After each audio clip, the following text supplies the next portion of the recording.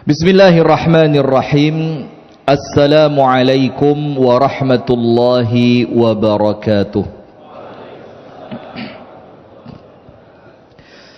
Bismillahirrahmanirrahim. Alhamdulillahi rabbil alamin. Assalatu wassalamu ala asyrafil anbiya wal mursalin, Nabiyyina wa maulana Muhammadin wa ala alihi wa sahbihi ajma'in. A'udzu billahi minasy syaithanir rajim. Ya ayyuhalladzina amanu taqullaha haqqa tuqatih wa la tamutunna illa wa antum muslimun. Allahumma anta rabbi لا إله إلا أنت خلقتني وأنا عبدك وأنا على عهدك ووعدك ما استطعت أعوذ بك من شر ما صنعت أبوء لك بنعمتك علي وأبوء بذنبي فاغفر لي فإنه لا يغفر الذنوب إلا أنت. اللهم إنا نسألك علما نافعا ورزقا طيبا وعملا متقبلا آمين يا رب العالمين. Hadirin sekalian, bagaimana kabarnya? Sehat semua? Alhamdulillah. Ekonomi aman? Rumah tangga? Ada yang suaminya bermasalah? Yang jawab jangan panjenengan, yang jawab ibu-ibu. Ada yang suaminya bermasalah? Mudah-mudahan semuanya sehat, istiqomah, taat, dan Allah ridhoi. Amin ya rabbal alamin. Alhamdulillah, kita bersyukur kepada Allah di malam hari ini. Allah Ta'ala memilihkan tempat dan aktivitas terbaik. Jadi di malam ini, jujur aja, saya kalau tidak ada kegiatan kajian, saya akan nonton timnas ini. Serius, gak usah tedeng aling-aling, gak usah gaya tok wis. Maka kalau untuk saya datang di tempat ini tidak spesial, tidak hebat, karena memang saya diundang, tanggung jawab untuk hadir. Tapi panjenengan malam ini bisa duduk di masjid yang Masya Allah luar biasa ini, Masjid Namirah, dalam keadaan ada pilihan lain yang kalaupun panjenengan nonton, panjenengan gak dosa, karena acaranya Ba'dal Isya, yaitu pertandingan apa? Final loh ini Pak. Ini bisa jadi nasionalisme panjenengan dipertanyakan ini. Nah maka ketika panjenengan mampu hadir ke tempat ini, itu luar biasa. Dan semua ini bukan karena panjenengan hebat, bukan karena panjenengan alim, bukan karena panjenengan orang yang soleh, belum tentu. Tapi yang pasti, keberadaan kita di tempat ini adalah pilihan dari Allah Subhanahu wa Ta'ala. Maka itu salah satu yang di malam hari ini patut disyukuri. Ketika orang lain sedang sibuk pakai kostum timnas, yang lain sibuk sudah mulai ngudek masalah udah mulai ngudek kopi, dan ngudeknya harus pas Pak, ping 19, gak oleh lebih, tek lek lebih baleni mana. Kemudian ketika yang lain sudah mulai sibuk dengan kacang gorengnya yang mulai dikupas kulitnya, berdebar-debar, mulai ngelihat komentator, terus mulai cerita kekuatan Vietnam, kelemahan Vietnam, kekuatan Indonesia, kelemahan Indonesia, wasit yang kok jadi bola sekarang ya. Nah sudah, ternyata dengan semua hiruk pikuk manusia tadi, panjenengan oleh Allah ditempatkan di tempat ini Pak. Kalau bukan karena Allah cinta dengan panjenengan, tidak mungkin panjenengan di tempat ini. Maka wajib disyukuri dengan ucapan Alhamdulillah. Salawat beriring salam semoga tercurahkan kepada baginda Nabi besar Muhammad sallallahu alaihi wasallam beserta seluruh keluarganya, beserta seluruh istrinya, beserta seluruh sahabatnya dan seluruh di antara umat dan pengikutnya yang setia menjalankan sunnah, menjalankan tuntunan dan menjalankan ajarannya ila yaumil qiyamah. Hadirin sekalian, materi malam hari ini materi yang panjenengan insyaallah sering dengar. Tapi kemudian kami ingin menyampaikan dengan lebih terperinci agar setiap kejadian di hidup kita ini, Pak, tidak ada yang berubah dari sikap kita kecuali syukur kepada Allah. Dapat sesuatu yang menyenangkan, syukur, alhamdulillah. Dapat sesuatu yang kurang nyenengke hati, tetap alhamdulillah. Ketika Allah uji dengan kekayaan, alhamdulillah. Allah uji dengan kemiskinan, tetap juga alhamdulillah. Allah beri sehat wal afiat, alhamdulillah. Ketika oleh Allah diberi ujian sakit, tetap bisa mengucapkan alhamdulillah. Nah, manusia model begini yang pergantian waktu, tempat, aktivitas, keadaan, jadi pindah waktu, pindah tempat, pindah keadaan, pindah aktivitas, tetap lisannya alhamdulillah. Maka Al-Imam Ibnul Qayyim Al-Jauziyah mengatakan dalam kitabnya Madarijus Salikin fi manzilati iyyaka na'budu wa iyyaka nasta'in, beliau mengatakan apa? Orang yang lisannya tidak pernah putus dari alhamdulillah, Allah akan terus memberikan kepadanya kejutan-kejutan yang indah. Tapi yo abot, mobilnya rempet, alhamdulillah. Kepreset di tempat wudhu, sirai kebentuk, alhamdulillah. Bukan malah meso. Ada orang kepreset itu metune, terus banter loh. Jangan begitu. Astagfirullah, kok dijelaskan di sini. Astagfirullahaladzim, loh ini pengajian nih. Nah, sudah.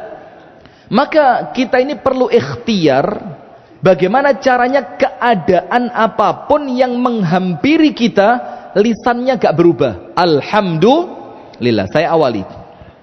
Ada satu kisah nyata. Ini bukan ulama zaman dulu, ulama zaman salaf, atau ulama dari Timur Tengah. Enggak. Kiai kita. Seorang kiai dari Rembang. Ngertos Rembang? Rembang tahu ya? Seorang kiai dari Rembang. Beliau punya pondok dan nama kiai tersebut Kiai Syahid. Namanya Kiai Syahid. Terkenalnya bukan namanya. Terkenalnya justru perbuatannya. Maka dipanggil sama teman-temannya Yai Alhamdulillah. Panggilannya apa? Yai Alhamdulillah. Sampai pondoknya diberi nama Pondok Alhamdulillah, Ma'had Alhamdulillah. Bagaimana ceritanya? Kok kiai ini dikenal sama teman-temannya dengan Kiai Alhamdulillah, padahal namanya Syahid. Bukan dipanggil Yai Syahid, tapi dipanggil Yai Alhamdulillah. Ceritanya begini. Anda bisa cek nanti cerita ini di Google, di YouTube. Memang YouTube yang betul, YouTube. Anda keliru, jangan bangga. Anda ngomong YouTube bangga, keliru itu. Yang betul apa? YouTube. Kemudian Instagram itu keliru, Instagram. Jadi spellingnya harus diperbaiki. Orang Islam kudu bener, cok sini-sini. Sudah, Anda cari nanti di YouTube, keliru mana? Wes gampang aja ya. Anda cari di YouTube, di Google ketemu Kiai Alhamdulillah. Namanya Yai Syahid, orang Rembang. Suatu hari kiai ini dipanggil oleh teman-temannya dengan Kiai Alhamdulillah karena satu alasan. Apapun yang terjadi, lisannya tetap mengucapkan Alhamdulillah. Bahkan kalau panjenengan dicerita itu duduk sama beliau sak jam, panjenengan pakai alat hitung wiritan dulu, tik tik tik tik tik, Anda nggak akan tahu itu Alhamdulillah berapa banyak beliau sampaikan. Bisa jadi lebih dari ratusan. Saking gelee mengucapkan alhamdulillah. Kalau kita didik, waduh, ngopo iki rek? Aku maneh. Opo iki? WI janpeh. Apa kalau Lamongan apa? Kalimat kagum itu apa Lamongan? Apa? Megilan. Masya Allah. Nah, kalau beliau enggak, beliau ini lisannya alhamdulillah. Ada orang datang, Pak Yai, lapor Pak Yai, istri kula kabur Pak Yai. Alhamdulillah. Cerita lagi, Pak Yai wau dalu enten santri mencolot pager dawah lah kok sikile patah. Alhamdulillah.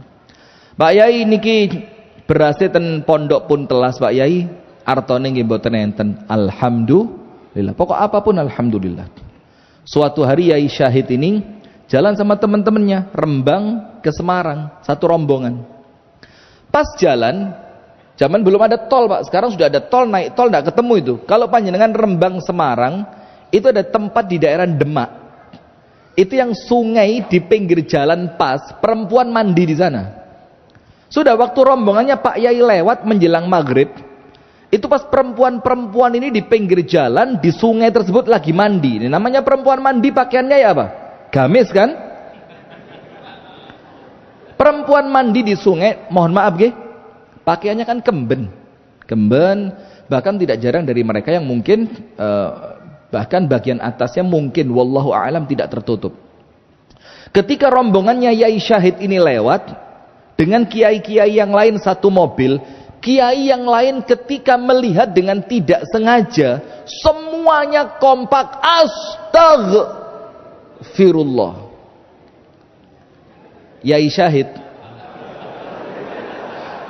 alhamdulillah. Rezeki, oh dari mana rezeki? Alhamdulillahnya Yai Syahid dibanding alhamdulillahnya kita beda. Kalau kita apa? Alhamdulillah rek ento rezeki gak dosa. Karena pandangan pertama boleh apa enggak? Kalau kita mungkin begitu. Kalau Yai Syahid sama temennya diprotes, Pak Yai, kalau kejadian yang lain panjenengan alhamdulillah kita ngerti. Tapi kali ini Pak Yai, fikih mana yang panjenengan pakai ndelok aurat kok alhamdulillah? Pantes-pantes nggih astagfirullah lah kok panjenengan alhamdulillah. Panjenengan dengerin. Ini loh, orang kalau pola pikirnya positif ya begini. Apa kata Yai Syahid? Ngene loh. Panjenengan kok moro-moro meneng kabeh kenapa? Saya jadi takut loh, Pak. Oh, penasaran. Siap. Kalau penasaran kita lanjutkan setelah iklan berikut ini ya. Sudah, maka Yai Syahid bilang, "Kenapa saya mengucapkan alhamdulillah? Ketika saya tidak sengaja melihat perempuan-perempuan itu, melihat anak-anak remaja putri itu mandi di pinggir jalan sampai rela auratnya kelihatan, saya langsung ingat istri saya di rumah, saya ingat anak perempuan saya di rumah yang mereka punya kamar mandi yang bagus, mereka punya kamar mandi yang tertutup, sehingga mereka tidak perlu mandi dilihat oleh banyak orang. Maka ketika saya ingat istri dan anak saya auratnya terjaga, maka saya ucapkan apa? Alhamdulillah. Nah, coba lihat. Ini loh Pak, seni menyikapi keadaan. Karena di setiap keadaan seburuk apapun tetap ada yang bisa panjenengan alhamdulillahi. Tetap ada. Sejelek-jeleknya keadaan tetap ada rahmatnya Allah di sana. Sejelek-jeleknya keadaan tetap ada hikmahnya Allah di sana. Maka jangan dadi uang sing gampang ngersulo, tunggale akeh, panjenengan ndak spesial. Kalau panjenengan dapat sesuatu yang gak seneng, ngamuk, tunggale akeh, ndak spesial. Panjenengan rugi, lah kok kecewa, tunggale akeh, gak spesial. Kemudian panjenengan sakit, ngamuk, tunggale akeh, panjenengan bukan orang spesial. Kita kepingin jadi orang spesial yang ketika Allah munculkan dalam kehidupan ini takdir yang kurang menyenangkan, tetap kita bisa berbaik sangka kepada Allah. Bu, faham? Nopo? senantiasa mencari sisi positif di setiap takdir yang buruk. Misal, contoh, paham nggih Bu? Saya mau tanya ibu-ibu dulu, kompak, paham nggih Bu? Serius? Begini, contoh, lah kok panjenengan moro-moro ngonangi suami panjenengan rabi maneh?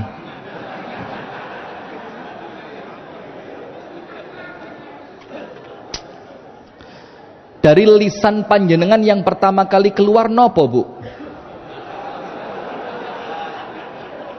Bapak-bapak tenang dulu ya, saya mau memastikan dulu ini. Pak, panjenengan sabar Pak ya. Bu, segala sesuatu pasti ada baiknya, pasti ada sisi yang bisa disyukuri. Setuju mboten? Langsung mandek, langsung beda. Begini Bu, di setiap keadaan, di setiap takdir, di setiap sisi kehidupan pasti ada tempat untuk kita tetap bisa bersyukur. Nggih napa nggih? Saya balik ke contohnya. Panjenengan lah kok moro-moro ngonangi WA-ne suami. Loh. Lah kok bakne rabi maneh? Alhamdulillah. Sakit ngoten Bu? Nah, udah. Contohnya ndak usah itu ya. Kalau contohnya itu kan terlalu tendensius. Dah, sekarang kita masuk ke materi. Apakah takdir buruk senantiasa menjadikan kita terpuruk? Terus bedanya panjenengan dengan orang yang ndak ngaji apa? Bedanya panjenengan dengan orang yang boten ibadah apa? Bedanya panjenengan dengan orang yang ndak kenal masjid apa? Kalau setiap takdir buruk itu menjadikan panjenengan terpuruk, menjadikan panjenengan ngersolo, menjadikan panjenengan ilang sabare, ilang kuate, ilang husnudzone. Terus bedanya panjenengan dengan orang awam apa? Nah, maka sekarang jamaah kita akan sampaikan. Al-Imam Ibnul Qayyim Al-Jauziyah. Sudah ada live score timnas? Jam berapa mulai main? Oh jam 8 di Lungkas. Sambil Fatihan Pak, Sabro menang ya. Nanti kalau ada update live score pasang sana ya. 0-1. Lu kalah. 0-4. Lu cepet wis papat. Nah gitu, pasang di layar. Imam Ibnul Qayyim nulis perkara ini di 2 kitabnya. Bayangin, sampai 2 kitab. Oleh Ibnul Qayyim pembahasan ini dimasukkan. Nomor 1. Di dalam kitab Madarijus Salikin. Di dalam kitab apa? Madarijus Salikin. Fi manzilati iyyaka na'budu wa iyyaka nasta'in. Jadi madarij itu tahapan. As-salikin orang-orang yang berjalan. Fi manzilati pada level iyyaka na'budu wa iyyaka nasta'in. Ini kalau kitab itu bisa dijadikan kajian rutin di Masjid Namiroh, itu keren. Supaya panjenengan ngerti, panjenengan itu kawulo. Kawulo itu apa? Budak, hamba, boleh protes? Itu dibahas sama Ibnul Qayyim dalam satu kitab Madarijus Salikin. Supaya kita ini gak gampang protes. Kok aku? Kok terus? Kok gak mari-mari? Kapan lerene? Supaya panjenengan gak banyak protes. Karena kita ini cuma budak manut kersone Gusti Allah. Panjenengan protes lo merubah apa? Panjenengan tahu ternyata anak panjenengan Allah takdir. Na'udzubillah. Nasallallahu salamata wal afiyah. Misalkan perusahaan panjenengan na'udzubillah jatuh bangkrut, terus panjenengan jerit-jerit, nguncal nih handphone, bakar kursi, panjenengan bisa mengembalikan bisnis yang terlanjur hancur tadi? Enggak juga. Nah maka kata Ibnul Qayyim, kita ini kawula budak. Nah maka sekarang dalam kitab Madarijus Salikin dan kitab yang kedua, judul kitabnya Fawaidul Fawaid. Fawaidul Fawaid. Dalam 2 kitab ini karangan Ibnul Qayyim Al-Jauziyah, Ibnul Qayyim itu menunjukkan kepada kita sittatu masyahid. Ada 6 cara pandang takdir buruk. Jadi ketika kita mendapati takdir yang buruk, misalkan suami nikah lagi itu buruk apa baik ya? Panjenengan yang kompak. Jangan kalah suara sama yang di belakang. Saya tanya sekali lagi. Suami nikah lagi, takdir baik atau buruk? Bagus. Ini baru namira ini. Baru di sini tangguh-tangguh baru di sini. Siap-siap nanti pulang dikunci pintu panjenengan ya.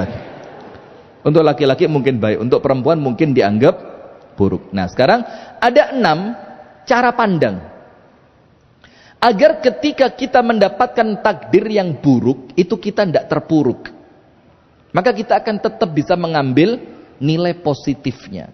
Sekarang begini, kalau kita mau jujur, ada ndak sih takdir buruk itu ada apa ndak? Kalau mau jujur, bahasa pengajian lah, bahasa wong soleh, bahasa wong ngaji, bahasa wong ibadah, ada ndak takdir buruk itu? Ya aslinya gak enek. Karena dalilnya apa? Ma yaqdillahu li'abdihi qada'an illa kana khairan lahu. Tidaklah Allah menetapkan suatu ketetapan untuk seorang hamba kecuali itu yang paling baik untuk dia. Dalilnya jelas, sahih. Takdir apapun itu untuk kita yang terbaik. Bahkan Amirul Mukminin Umar itu mengatakan begini, kalau saya oleh Allah dikasih pilihan, disuruh nyeting hidup saya mulai lahir sampai mati, lahir dari perutnya siapa, bapak saya siapa, nama saya siapa, saya lahir di mana, masa kecil saya punya mainan apa, remaja di mana, kekayaan saya berapa, saya nikah sama siapa, dikongkon nyusun sendiri, wis milio dewe, gayo dewe. Atau pilihan kedua, saya manut kepada kehendaknya Allah. Apa kata Umar? Saya milih manut kehendaknya Allah. Karena saya tidak tahu apa yang baik untuk saya. Sementara Allah pasti memberi yang terbaik untuk saya. Coba, ini loh Pak, iman itu di sini. Bukan gampang ngersolo bendino statusnya nangis terus. Kapan senengi uripmu? Tiap hari statusnya, kenapa harus aku? Itu lek malaikat iso bales WA panjenengan dibales lah sopo maneh. Jadi jangan seperti itu. Karena pilihan Allah itu pasti yang pilihan Allah pasti yang masukkan ke sini, Bu. Panjenengan masukkan sugesti positif ke pikiran panjenengan. Apa yang Allah pilihkan untuk saya itulah yang terbaik untuk saya. Loh, ibu-ibu mulai lemes. Ibu-ibu tahu arahnya kemana, faham ini kan? Sudah. Maka aslinya tidak ada takdir jelek, itu tidak ada. Tapi takdir itu bisa menjadi jelek kapan? Ayo jawab dulu. Yang bisa jawab saya kasih hadiah haji tahun depan tanpa antri. Ayo. Kenapa takdir itu jadi buruk? Padahal awalnya ndak ono takdir elek, ndak ada. Wong Allah Maha baik kok. Mana mungkin Allah memberi takdir yang jelek? Allah Maha mencintai, Allah Maha mengasihi, ndak ada takdir jelek. Kapan takdir itu jadi jelek? Yang bisa jawab haji tahun depan tanpa antri, syaratnya bayar dewe. Ayo bismillah. Serius ini ndak bohong saya. Ayo bismillah. Kapan takdir itu menjadi jelek? Jawabannya adalah ketika kita salah menyikapi. Coba diulang. Kapan? Ketika kita salah menyikapi. Orang ditakdirkan sakit. Kalau sabar baik atau jelek? Ayo. Orang kena takdir sakit. Tapi takdir sakit itu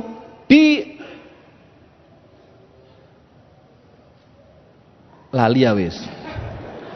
Panjenengan ya gitu, ndak bantu dorong, panjenengan melok mangap ya. Orang ketika ditakdirkan sakit, ternyata dia mampu menyikapi dengan sabar, maka sakitnya baik atau jelek? Baik.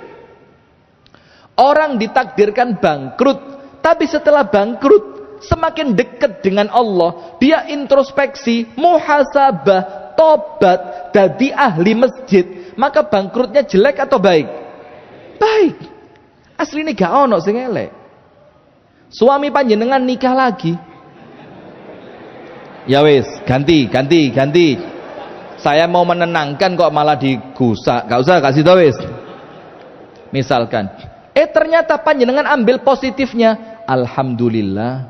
Karena kalau suami saya istrinya 2, gak bendino ngerepoti aku. Ada waktu di mana saya bisa fokus ibadah kepada Allah. Ndak perlu masak no suami, ndak perlu ngladeni suami, ndak perlu njukuk no klambine suami. Itu kalau panjenengan mau berpikir. Tapi kan panjenengan bisa tapi ndak mau kan? Pokoknya gak iso, ra iso, gelut.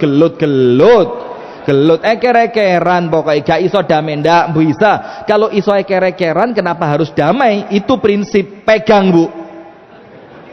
Setuju? Loh. Astagfirullahaladzim. Ndak bisa. Maka takdir itu menjadi baik tergantung kita menyikapi. Dan dia pun menjadi buruk tergantung cara kita untuk menyikapi. Orang Bu, dadi wong sugih gak mesti apik. Setelah sugih sombong. Setelah sugih adoh teko masjid. Setelah sugih semena-mena. Setelah sugih dia zalim. Kelihatannya takdir kaya itu baik, hakikatnya jelek. Sebaliknya, orang dibikin miskin ketok elek. Tapi dengan miskin dia tawadhu. Dengan miskin dia jadi aktif di masjid. Dengan miskin dia tidak sombong kepada orang lain. Dengan miskin dia menjadi sering puasa. Ketoke miskin itu elek, tapi hakikatnya baik. Dalilnya apa? Rabbana ma khalaqta hadza batila. Tidak ada ciptaan Allah itu yang batil, tidak ada. Sip. Sekarang kita masuk. Ustaz, apa kata Ibnul Qayyim? 6 cara pandang ketika terkena takdir yang buruk. Misalkan Allah takdirkan moro-moro omai kobongan. Na'udzubillah min dzalik. Allah takdirkan tiba-tiba anak kita Allah takdirkan meninggal, orang tua meninggal, pekerjaan gagal, segala macam. Bagaimana menyikapinya agar semua itu tidak menjadikan kita terpuruk? Kata Ibnul Qayyim dengan 6 sudut pandang. Nomor 1.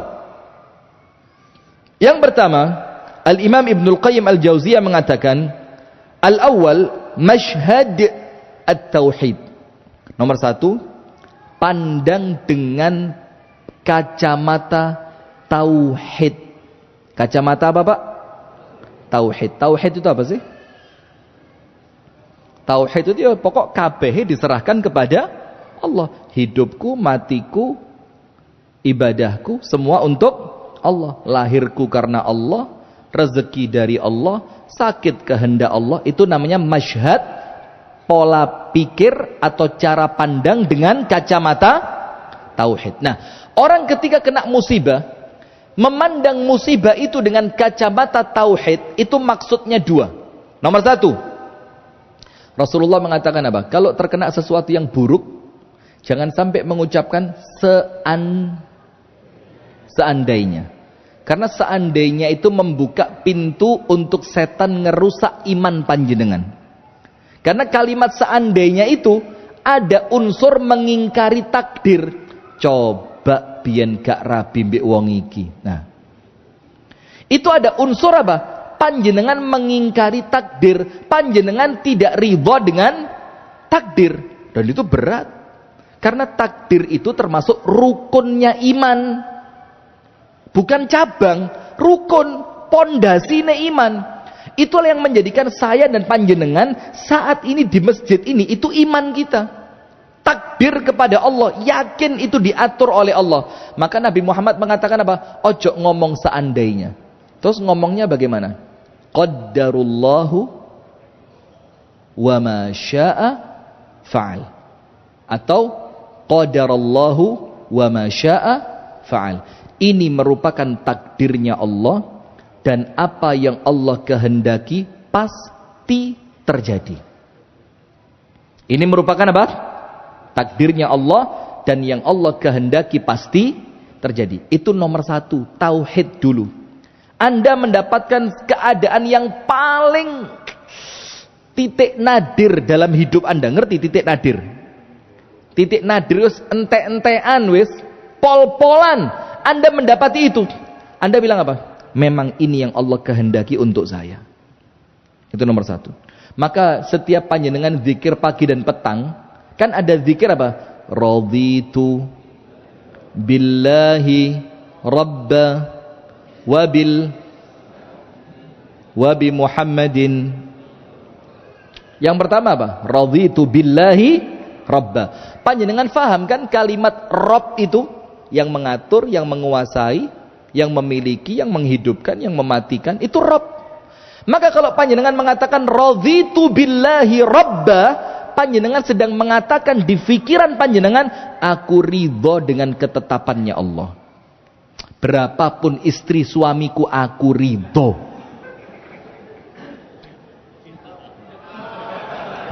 Sampun Pak, pesannya sudah saya sampaikan. Ini mulai kerekeran, padahal tidak ada yang pesan ini. Ini cara kerja setan adu-adu model begini. Astagfirullahaladzim. Nah sudah, maka kalimat tauhid untuk kita menghadapi takdir yang buruk apa? Raditu billahi rabba. Yakin Gusti Allah sing ngatur, Gusti Allah sing kerso, Gusti Allah yang paling tahu, maka aku ridho. Tauhid yang kedua, apa itu? Panjenengan yakin takdir ini tidak ada yang bisa merubahnya kecuali Allah. Maka kalau kena sesuatu yang buruk, ojo menjadikan Allah pilihan terakhir. Maka terkadang kita ini kalau kena masalah, kita lupa Allah nomor satu. Kita justru nelpon temen nomor satu. Apa Didi? Ya apa iki? Iso dewangi apa ora? Tokne wis. Iya gampang tak atur nih, gue beres. Ternyata Abah Didi tidak bisa pindah. Abah Helmi, mosok luwe kuat ka iso ba? Pisan iki tok wis ba, gak maneh ba. Tolong ngono ba. Ternyata Abah Helmi tidak bisa juga. Baru terakhir apa? Sujud. Gusti Allah. Lah panjenengan kira Allah sudi di nomor terakhir kan? Dari mana tauhidnya itu? Lawang kita di nomor akhir kan aja gak terima kok. Iya apa enggak? Kita ini kepingin senantiasa di nomor. Iya apa enggak? Lah terus Allah Anda permainkan, Anda taruh nomor terakhir. Lek menungso wis gak iso kabeh, mentok baru panjenengan. Malaikatnya guyu, keliru Pak. Coba pertama dadi mang. Nah itu tauhid. Nah maka lihat jamaah. Kalau kita mendapati masalah apapun, tauhidnya dinomor satukan. Nomor satu, panjenengan fahami, tidak mungkin ini terjadi kecuali atas kehendak Allah. Nomor dua, kalaupun ini panjenengan fahami sesuatu yang buruk, iyamsaskallahu bidurrin fala kashifa lahu illahu. Tidak ada yang bisa merubah keburukan ini kecuali Allah. Nomor satu. Nomor satu faham? Ini kehendak Allah, yang bisa merubahnya hanya Allah. Bu, faham sampun? Faham sampun. Sampun faham napa dereng? Lemes. Kenapa kok contohnya ke arah poligami terus Ustaz? Coba contohnya bukan itu, kami semangat Ustaz. Bu, sampun faham napa dereng? Sampun. Nomor satu, dipandang dengan kacamata tauhid.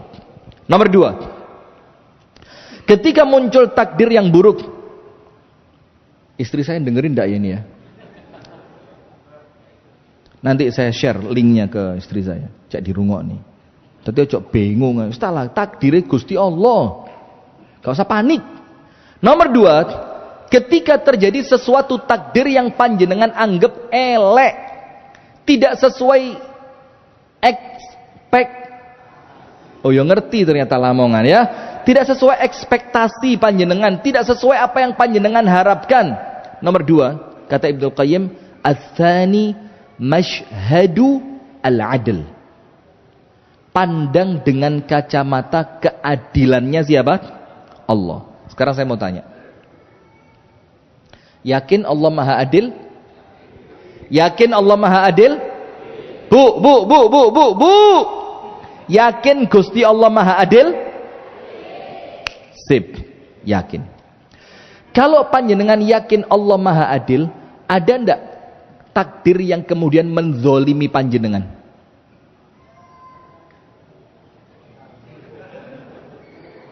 Memang agak susah, giringnya perlu pelan-pelan. Tapi nanti insya Allah ketemu, endingnya ketemu. Tidak apa-apa bu, pelan-pelan bu ya. Yakin Allah Maha Adil? Yakin. Kalau kita yakin Allah Maha Adil, berarti ada ndak takdir yang zalim? Loh, lemes.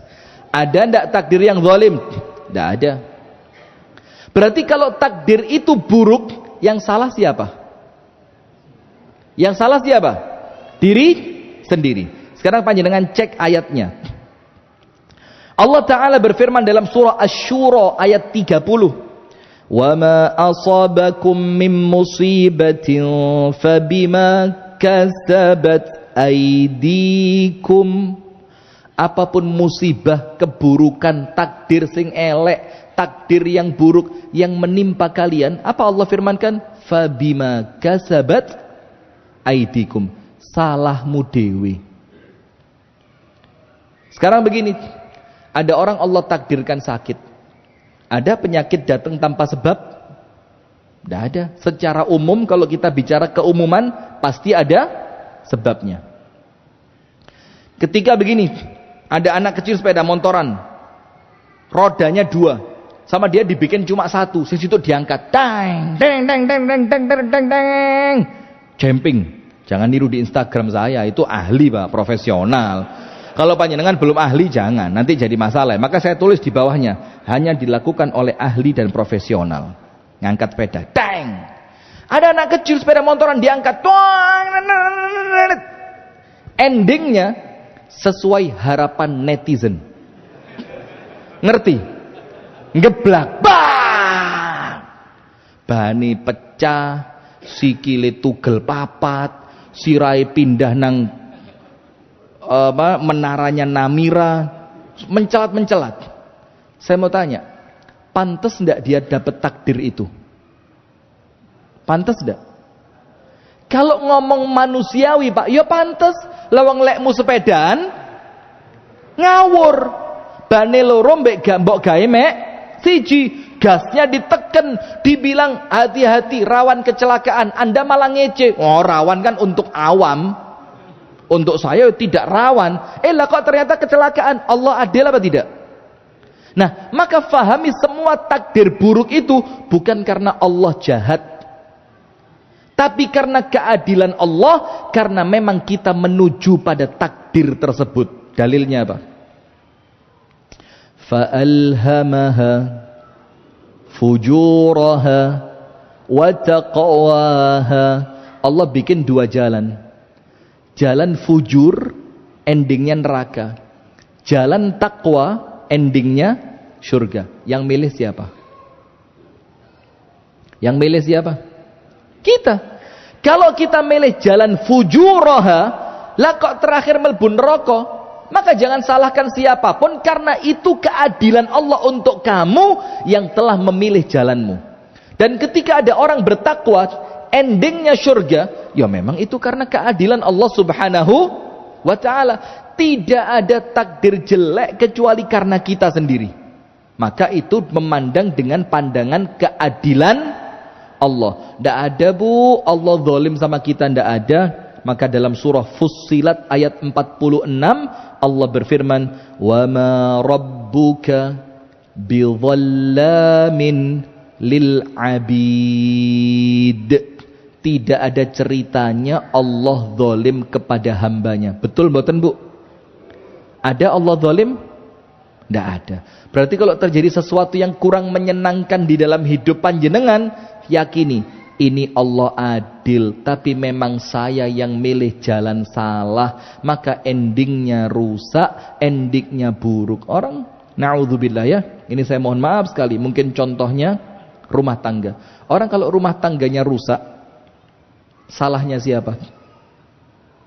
Salahnya siapa? Diri sendiri. Mungkin tidak tanggung jawab kepada istrinya, Mungkin kalau dia seorang istri, dia tidak open kepada suaminya. Mungkin dia tidak bisa memaafkan. Akhirnya muncul kerusakan. Salahnya siapa? Diri sendiri. Itulah yang kedua kata Ibnul Qayyim. Kalau terjadi takdir yang buruk, fahami takdir buruk itu dengan kacamata keadilannya siapa?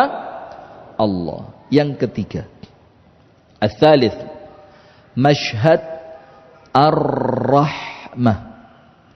Pandanglah dengan kacamata rahmatnya Allah. Kacamata apa? Apa rahmatnya Allah itu?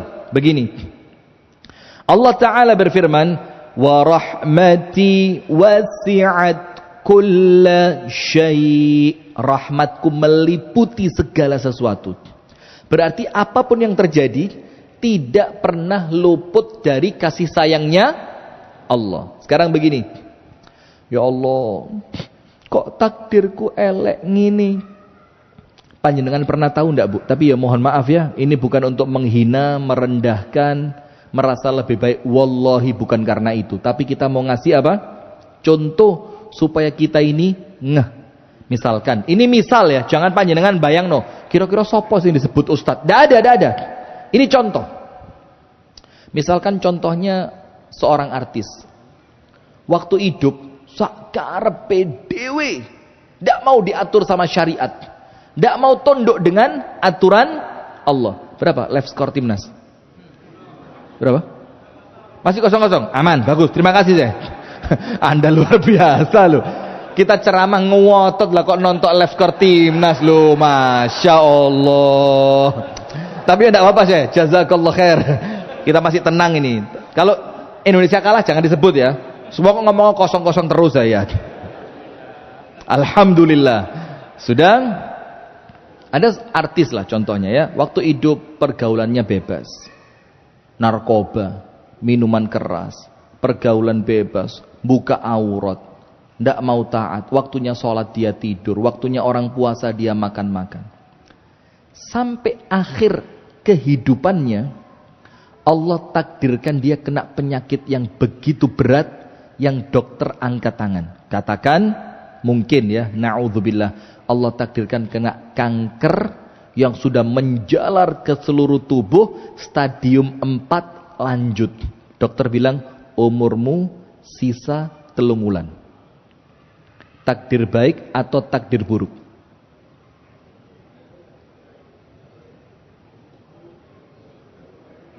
Coba bikin kelompok ayo, baca kelompok ayo. Baik atau buruk?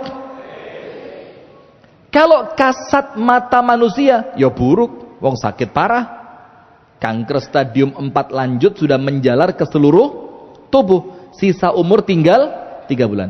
Tapi pandang itu dengan kacamata, itulah Allah merahmati dia.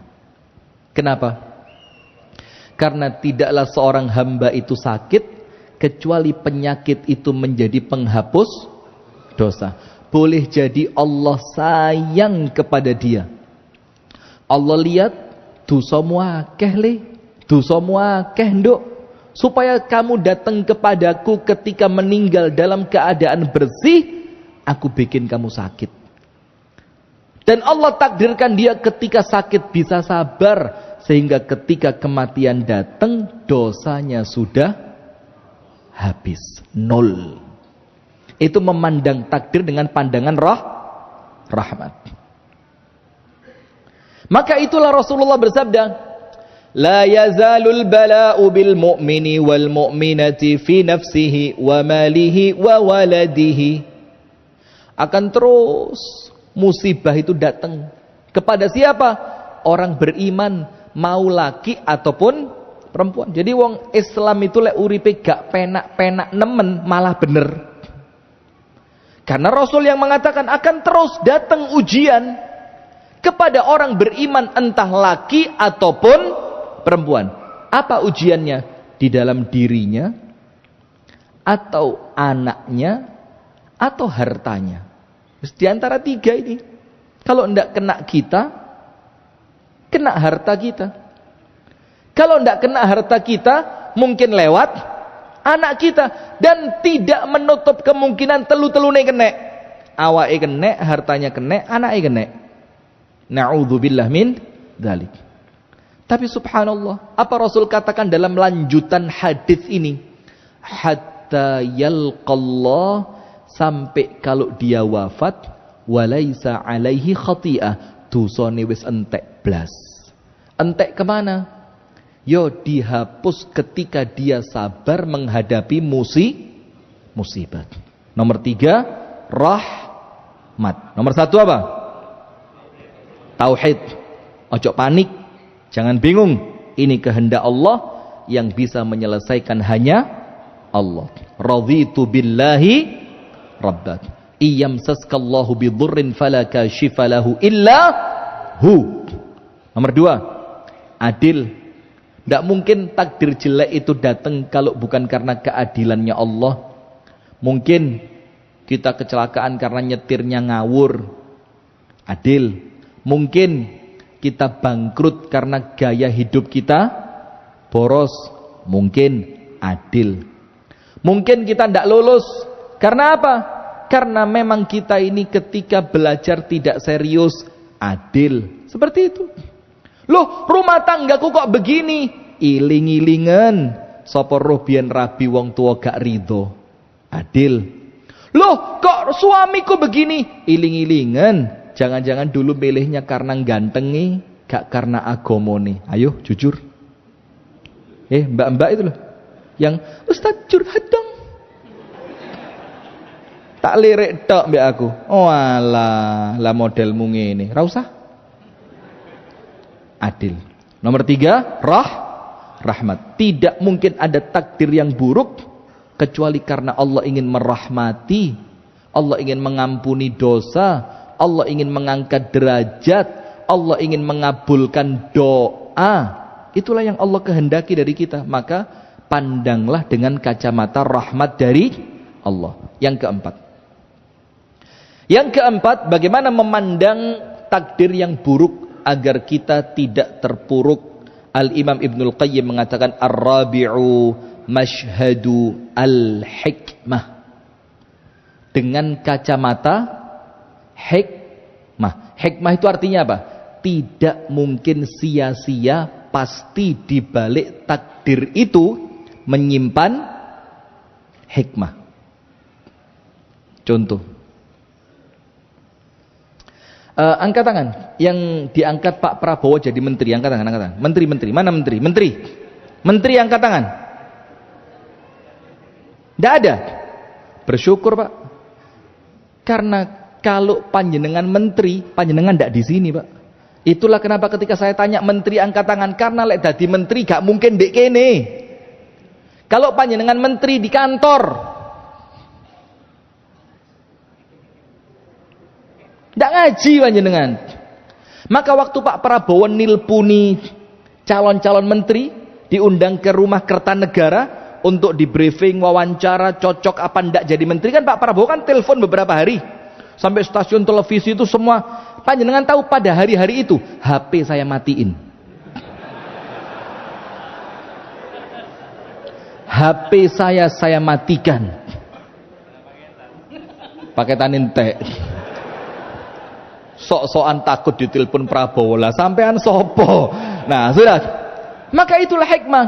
Contoh lagi yang lain.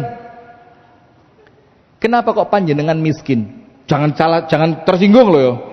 Apa Ustaz dikira ngawur. Sudah, anggapan kita ini miskin. Kenapa kita miskin? Kalau kita kaya Pak, ndak di Masjid Namiroh kita sekarang. Kilen Lepen. Mungkin kalau panjenengan kaya di Kuala Lumpur panjenengan. Mungkin kalau panjenengan kaya malam ini pesta barbeque sambil nonton timnas. Karena kita melarat Pak, wis masjid ae wis. TV randuwe. Nontok bareng di kafe gak duwe duwe. Wis ngaji nek Namira untuk kotak jajan lumayan. Nah, itu namanya apa? Hikmah. Karena setiap takdir buruk pasti menyimpan hikmah. Allah jadikan kita kaya, ada hikmahnya. Allah jadikan kita miskin, ada hikmahnya. Allah jadikan kita sehat, ada hikmahnya. Allah jadikan kita sakit, ada hikmahnya. Maka PR-nya apa? Temukan hikmah di setiap takdir buruk yang menyapa kita. Cari opo karepe Gusti Allah dengan hikmah ini. Panjenengan tak ceritani kisah nyata saya. Saya, bukan orang lain. Kisah nyata. Begini. Umi saya mau ke Jakarta. Bawa keluarganya dijak kabeh, kate ono manten di Jakarta. Karena mobilnya abah saya tidak cukup, saya pinjem mobil SDU, mobil yayasan. Saya pinjem dan nyele pak, yo bensini. Jangan mentang-mentang yayasan kita terus gak dibensini loh. Duit sopo ini? Duitnya umat ini ya. Tidak boleh, harus amanah. Sudah, saya pinjem mobil yayasan. Waktu itu pakai 2 mobil, mobil yayasan warna hitam, mobilnya abah saya warna putih. Saya lihat mobil abah saya, ban depannya tipis, penggerak depan, ban depannya tipis, depan ada setir. Sementara ban belakangnya rodok kandel. Saya bilang sama kakak saya, tak telepon, dang, mobil putih, bane walien, ngarep dekek mburi, mburi dekek ngarep. Sudah beres. Tujuan saya biar aman. Selesai. Sudah, berangkatlah 2 mobil itu saya di Batu. Harapan saya mobil abah saya sudah diwalik. Sudah. 1:30 malam kakak saya telepon. Ding! Waduh, apa mana kira ya Allah. Wes ndredeg pak. Umi saya berangkat dan teleponnya 1:30 bengi. Maka telepon malam itu mesti ndredeg ya pak. Iya apa enggak? Ini loh yang bikin horek ya begini loh. Ini rotok nggak horek ini. Iya bengi-bengi telepon. Mesti ceritanya apa? Mati, kecelakaan atau apa? Na'udzubillah min ki. Montor bane meledak das Allah. Umiku iki ndek montor ya Allahu Akbar. Alhamdulillah ya apa? Gak kepikiran Pak. Woi, pengajian ini belum saya ikuti waktu itu. Belum. Sabar doa, angel. Ya ini loh jarkoni itu ya. Iso ujar ra iso nglakoni. Sudah. Subhanallah. Langsung saya tanya, "Mama ya apa?" "Alhamdulillah, gak apa-apa blas." Oh ya sudah. Difoto segala macam. Sudah, saya tidak mikir apa-apa. Setelah mereka pulang dari Jakarta, selesai, saya lihat mobil abi saya warna putih. Loh, kok bani pancet? Ngarep tipis, buri kandel. Saya panggil kakak saya tadi, "Dang, gak kok pindah?" "Loh, jaremu montor ireng." Nah, ternyata yang dibalik oleh kakak saya mobil hitam, ngarep dekek mburi dekek ngarep. Dan subhanallah, ternyata yang bannya pecah mobil hitam bagian belakang. Coba sama kakak saya gak diwalik, yang pecah bagian depan itu mobil mencelat itu, dan umi saya di situ. Subhanallah, justru karena dia salah faham atau mungkin saya yang salah sebut, maka justru dengan kejadian itu Allah memberi hikmah keselamatan. Nah maka panjenengan ono kualik-kualik dalam rumah tangga ojo kagetan wis. Alhamdulillah. Boleh jadi di baliknya ada hikmah. Maka tugasnya kita apa jamaah? Cari apa hikmah yang Allah titipkan lewat takdir ini. Contoh yang lain, wakeh jani. Contoh yang lain. Ada, ini kisah nyata Pak. Saya enggak bikin contoh-contoh goroan enggak. Untuk poin ini kisah nyata. Ada seorang laki-laki kenal sama saya. Sering cerita tresno dengan satu perempuan. Wes pokok cinta mati. Jangan-jangan perempuannya di sini. Ini tak laporkan sama teman saya nanti. Subhanallah, Allah takdirkan tidak nikah sama perempuan itu. Sedih dia, nangis. Perempuan itu nikah dengan laki-laki lain. Si laki-laki ini Pak, ya saya bilang ya cemen lah. Mosok gak sido rabi kok purik itu loh. Kan perempuan banyak iya. Jangan takut Pak. 1 nolak 4 datang. Jangan takut. Sudah. Setelah 3 bulan si perempuan itu nikah dengan suaminya yang bukan teman saya ini, dapat berita di grup alumni. Mohon doa, istri dari teman kita sedang masuk ruang ICU karena terdeteksi penyakit titik-titik saya tidak bisa sebut. Yang penyakit itu parah banget, yang menjadikan perempuan itu seminggu setelah masuk ICU meninggal dunia. Teman saya bilang apa? Alhamdulillah. Gak rabi mbek dei. Padahal cinta mati, dan ini kisah nyata, Pak. Coba panjenengan makso. Ora iso pokoknya gak mbek dei gak rabi, sak karepmu. Nanti ternyata apa? Ternyata istri yang dia nikahi, Allah takdirkan 3 bulan setelah menikah kena penyakit yang menjadikan dia seminggu berikutnya apa? Meninggal dunia. Itu nomor 4. Karena apa? Tidak ada sesuatu apapun kecuali Allah meliputinya dengan hikmah. Maka PR kita apa? Cari hikmahnya apa. Misalkan, maaf Bu, maaf ibu-ibu nun sewu nggih. Boleh enggak saya kasih contoh, Bu? Loh, ini serius ini. Angsal mboten, Bu? Angsal nggih? Misalkan setelah berjalannya rumah tangga 7 tahun, 8 tahun, 10 tahun, lah kok suami panjenengan konangan rabi maneh. Panjenengan sabar lho. Diam, serius nih. Sabar, coba direnungkan. Ya Allah, hikmahnya apa? Kalau saat itu belum ketemu, jangan putus asa. Boleh jadi Allah akan tunjukkan sebulan ke depan, 6 bulan ke depan, setahun ke depan, yang Allah minta cuma satu, sabaro. Karena tidak mungkin ada hikmah buruk kecuali pasti ada hikmah kebaikan di baliknya. Tidak mungkin, gak mungkin misalnya, yakin. Yang kelima, berapa Timnas? 0-0, aman. Saya lihat beliau dari tadi, kita nguat Pak, nginit Pak. Anda cek itu, mesti itu nonton streaming sih nggak berbayar itu. Masih 0-0 ya, alhamdulillah. Yang kelima, kata Ibnul Qayyim, apabila ada takdir yang buruk, 1 tauhid, 2 adil, 3 rahmat, 4 hikmah, 5 al-khamisu masyhadul hamd. Masyhad, kacamata alhamdulillah. Kacamata apa? Memuji Allah. Di sini ada haditsnya. Dan hadits ini kok saya bersyukurnya apa? Saya ngerti hadis ini sebelum kejadian itu datang dalam hidup saya. Ya mungkin panjenengan pernah dengar, tapi saya ingin sampaikan karena sesuai dengan materi. Ketika putra saya meninggal, pas saya di Batu bulan Ramadan tanggal 10, anak saya di Kasembon, 40 kilo Batu Kasembon ini. Itu ditelepon anak saya meninggal. Satu hadis yang pertama terbersit di pikiran saya apa? Ketika Allah mencabut nyawa anak seorang hamba, Allah kirim malaikat. Allah tanya, malaikat jogon, ngomong apa wong iku ketika anaknya saya cabut namanya, apa nyawanya. Jogon malaikat, ngomong apa dia? Kemudian malaikat mendengar seorang hamba itu mengucapkan alhamdulillah, baru kemudian inna lillahi wa inna ilaihi rajiun. Lapor malaikat sama Allah, ya Rabbi hamidaka wastarja'.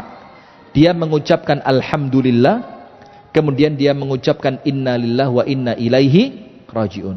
Allah bilang apa? Malaikat, cepat bangunkan untuk dia satu istana di surga dan kasih nama istana alhamdu, istana pujian. Jadi ketika seorang hamba oleh Allah diberikan ujian berat, lah kok lisannya alhamdulillah, itu Allah bangunkan untuk dia rumah dan istana di surga. Kenapa? Kok kita bisa mengucapkan alhamdulillah? Tak kasih contoh. Ada seorang sahabat Nabi, sikile diketok, tul. Setelah bangkit, dia bilang apa? Alhamdulillah, Allah ngasih 4, yang diambil cuma 1. Allah ngasih tangan 2, kaki 2, yang Allah ambil cuma 1. Alhamdulillah. Tidak lama setelah itu diceritani, Pak, anak panjenengan dawah itu apa? Jatuh dari genteng